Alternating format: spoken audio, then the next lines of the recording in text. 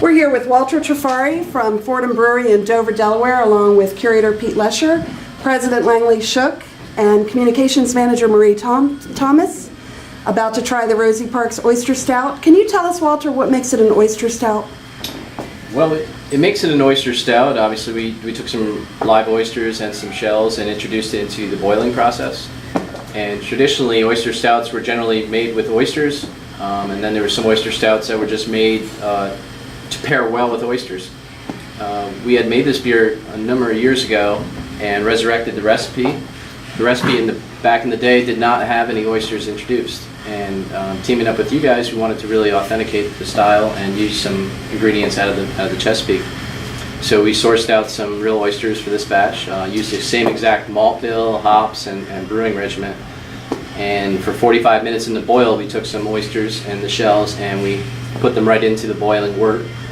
And what's happening there is that you're going to start now getting a little bit of a briny character into the stout. A lot of minerals come out of the shells.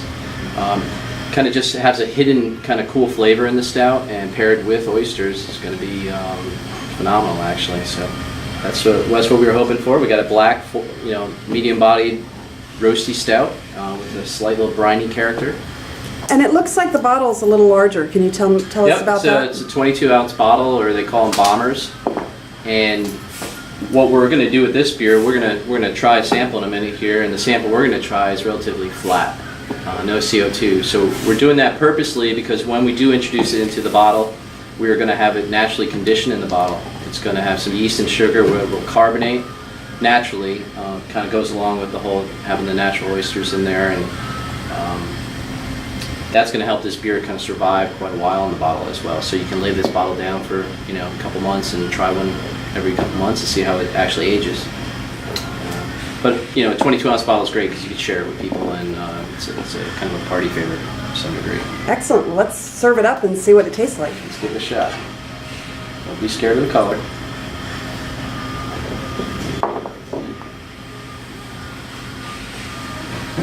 And this is brewing right now. How old is this beer? This beer is coming up on 4 weeks old.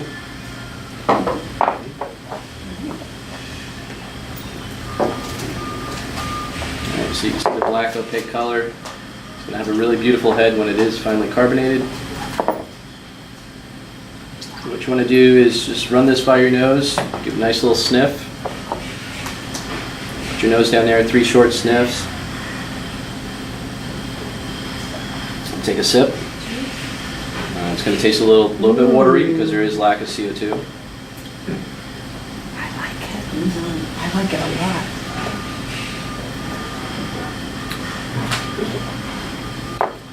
And you'll be unveiling this at Ram's Head in Annapolis next Thursday.